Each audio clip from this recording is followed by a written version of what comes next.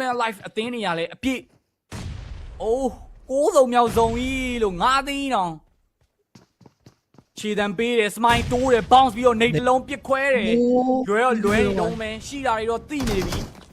MX ထွက်ပြီးတော့ Free Fire လေးတော့ပြစ်ပေမဲ့ဒီတစ်ချိန်ကျွန်တော် Smile ရဲ့ Nate တွေကတော့အရင်ရောကျွန်တော် impact တော့ရှိနေရမျိုးတော့ဟုတ်နေသေးဘူးသူ့အနေနဲ့လဲ zone pressure လေးတော်တော်ကြီးများလာပြီဖြစ်တဲ့အတွက်ကြောင့်မလို့ Dare တို့ပဲပြေးပြီးတိုးလာခဲ့ရပြီ 1v1 MX နောက်မှတိုးလာတဲ့ Smile တယောက်ကအကောင်းဆုံးပဲပြစ်ချပေးဖို့ပြင်ဆင်ထားခဲ့ပြီလုံးဝမြန်ဆန်နေခဲ့တဲ့ Smile ရဲ့ reaction တွေကြားထဲမှာပြုံးလေးပဲ knock ပေးထားခဲ့တယ် MX တယောက်ကပါခေါ်သွားခဲ့တယ်လို့ God 7 ရဲ့ formation ကြနေတဲ့အနေအထားတစ်ခုတော့တေချာလေးရိုက်ချိုးပေးသွားခဲ့တဲ့ပဲ3သင်းပဲကြံတော့မဲ့ပုံစံမျိုးကိုပါထပ်မံဖန်တီးပေးသွားခဲ့တဲ့ပဲတစ်ဖက်မှာလည်း TTQ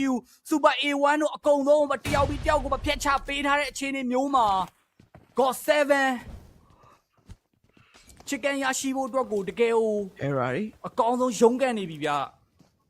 ဟုတ်ပါတယ်3-2ဆိုတဲ့အနေထားတစ်ခုဘက်ကနေပါပြန်ပြီးထိဖို့တဲ့မှာပြစ်စစ်နေကြတယ်လို့ဒါပေမဲ့ terror နဲ့ဆိုတဲ့သူတို့အနေနဲ့ motion အနေနဲ့ဒီဘက်ထောက်တွေမှာပြန်ပြီးကပ်ပြီးတော့ hold ခဲ့တယ် God 7ပြန်ပြီးတော့သူတို့အရှိဘက်တိုးလာမလားဘယ်သူများဝင်လာမလဲဆိုတဲ့အနေထားတစ်ခုပဲထပ်ပြီးထိမိနေကြတယ်မှာတော့ကျွန်တော် smoke တွေခင်းနေနေခက်သူတို့လက်မျိုးတောင် shot ကိုပြစ်တင်ပေးနေကြချားမှာပဲဟိုလို Kimberly အနေနဲ့ဆိုသူတို့ဒီနားလေးမှာပြန်ပြီး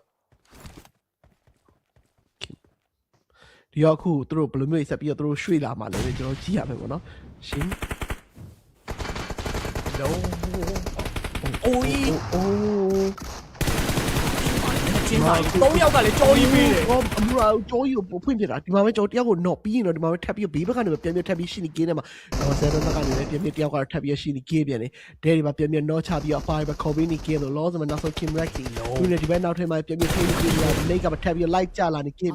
ဒီဘက်ကနေမှာ loss TTQ minus ပြန်control ဘက်က vein ကိုလည်း main မှာ111ဆိုတဲ့အနေထားတစ်ခုနဲ့3ယောက်လောက်ပတ်လေပြန်ရေဆိုင်ရမယ့်အနေထားမိုလီက vein ကိုဒုက္ခပေးပြီး down တာပေါ့ Rexy ကလည်း open ရမှာ3နေတာ down တာပေါ့ ကိုကတော့ open မြင်တာပေါ့ဆိုတဲ့အနေထားတစ်ခုကနေပဲကောင်းသွားနေကြတယ်မှာ TTQ winner chicken dinner လာပိုင်းနဲ့ပဲ